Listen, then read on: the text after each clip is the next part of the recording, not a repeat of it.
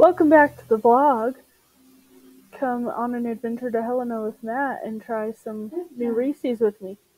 Okay, this is crazy because I'll step right next to it to show you how deep it is. I was gone to go get Nathan for like 20 minutes and a step that deep filled back in. It's insane how fast snow can drift when it's cold enough where it just stays powdery. So, we're opening the Japan crate, and I know like we've vlogged that stuff before, but Matt said I'm gonna freak out about something apparently. I'm not even sure what these are, but they look neat. They're Mario. Because I think this It's a mini Mario. I think this is the first stuff since the thing happened. Because like I got an email and they're like, oh, here's some tweaks we're making, and one of them was like doing a lot more like limited stuff, so you're not like getting repeats over and over. Yeah, because that's interesting.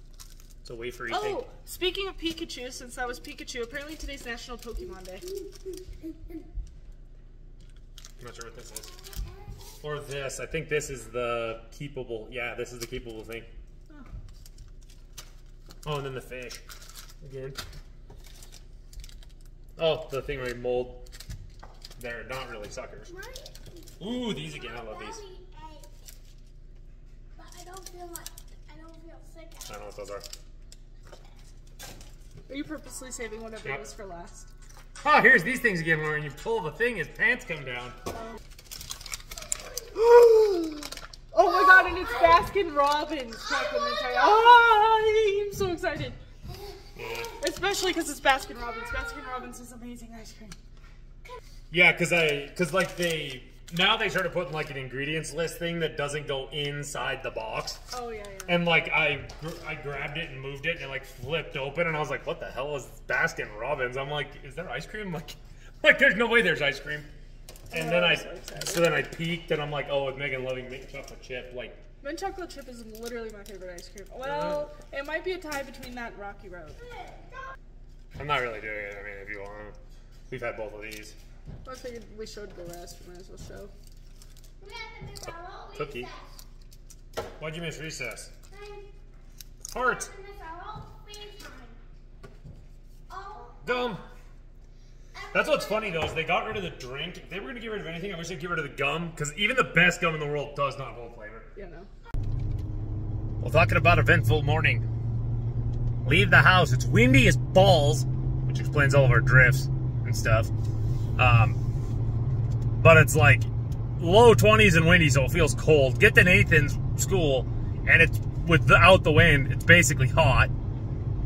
And then I was like getting ready to leave there to head to Helena, and I had 33 miles of range to get to a place 41 miles away, and I was really gonna wing it, because as I've shown a bunch of times, it's like usually there's about 1.5 gallons left. With the current average being 25, that would have given me 37.5 more miles than it said. Plus, for some reason, when Megan's driving the car and in town, it drops to like an average fuel mileage of like 23, 24. I think she has admitted that she's really heavy on the throttle quite frequently.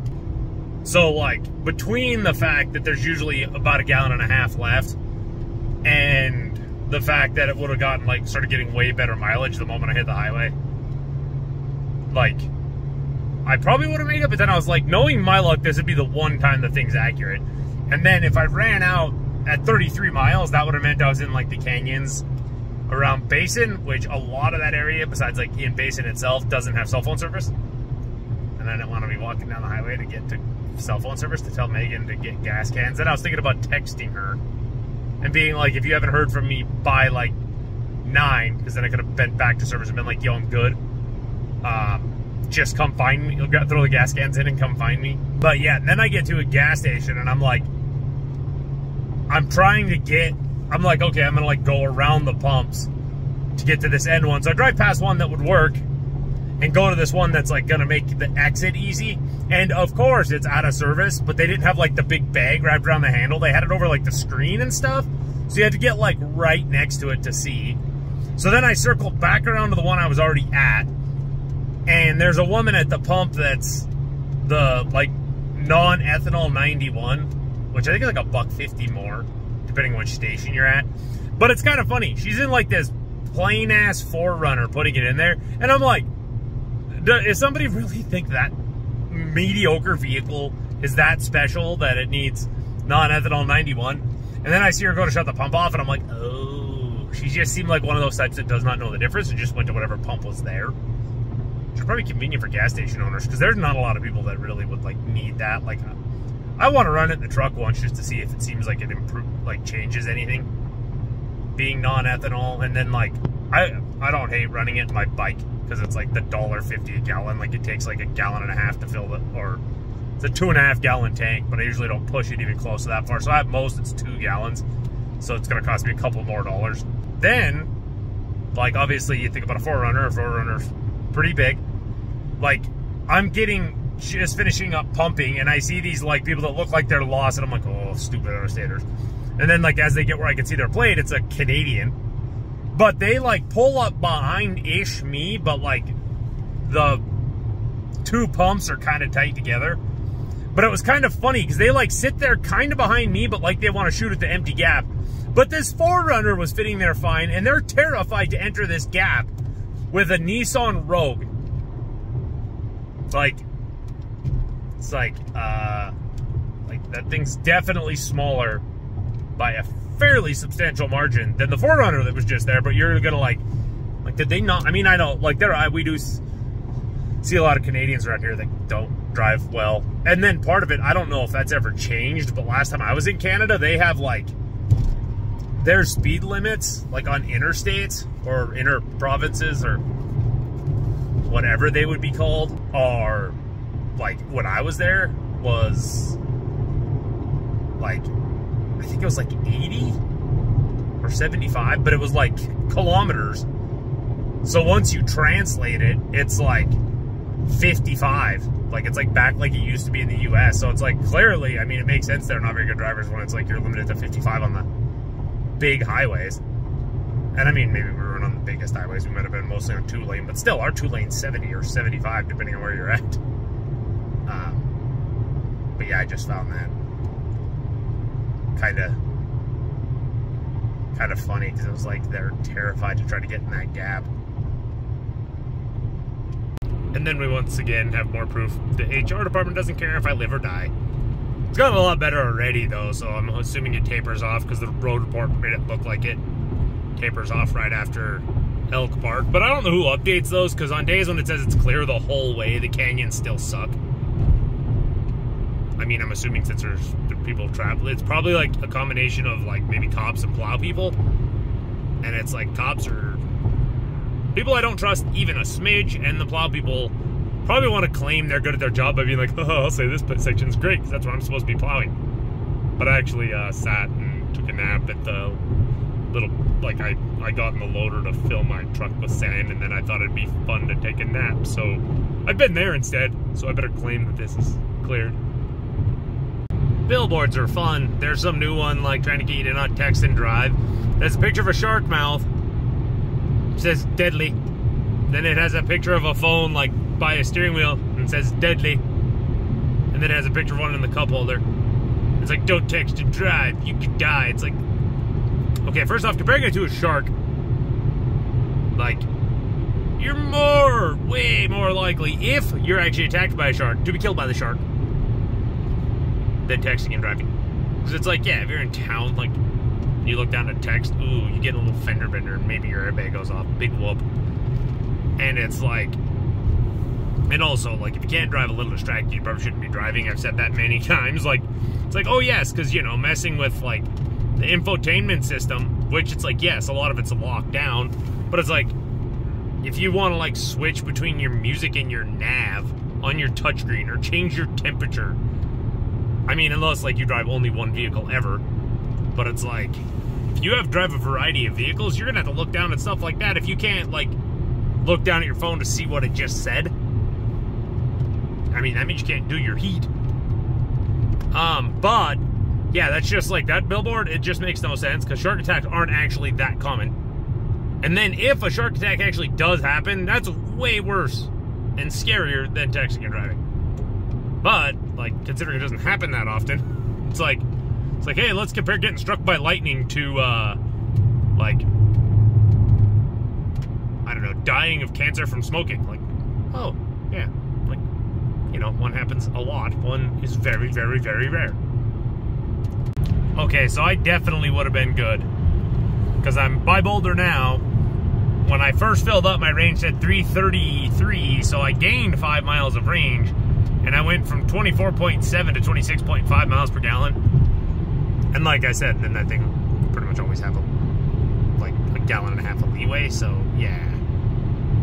I don't know. Like, I guess I've said that before. I'd rather it be conservative than, like, have it be like, okay, that's exactly on the number. So if you hot rod once, like, real hard, especially in the truck, all of a sudden you're not going to make it to the next gas station.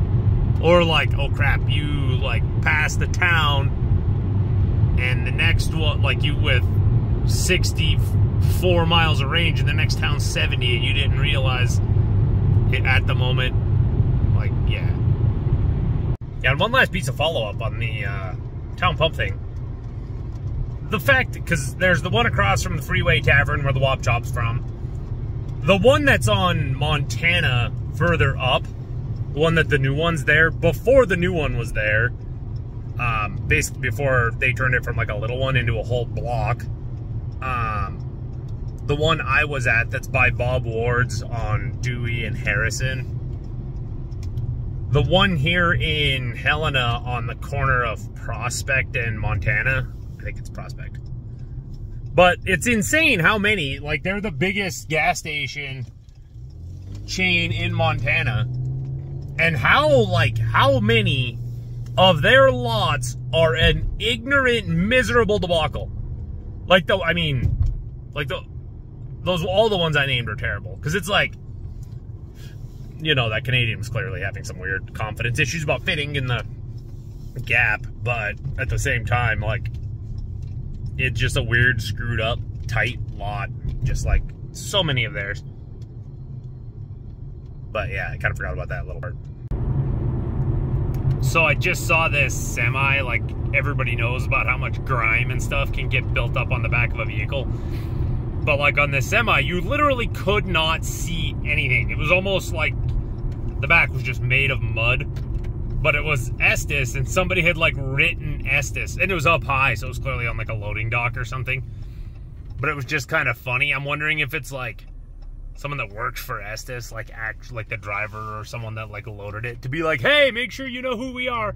Or if like somebody that was unloading from it that they were delivering to decided to be like, I'm gonna be funny and write Estes on it. So we got these, like, the caramel Reese's, I forget what they're called exactly, but they have caramel in them.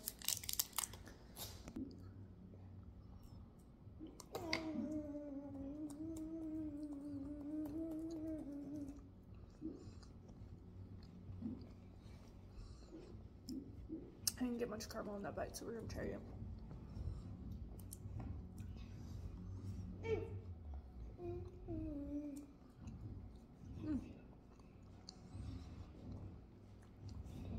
It's not bad. I can feel the caramel more than I can taste it. The peanut butter kind of overpowers it, but it's not bad. Thank you so much for watching this video. If you enjoyed it, don't forget to like, comment, subscribe, share it with your friends, hit the notification bell, and we'll see you in the next one.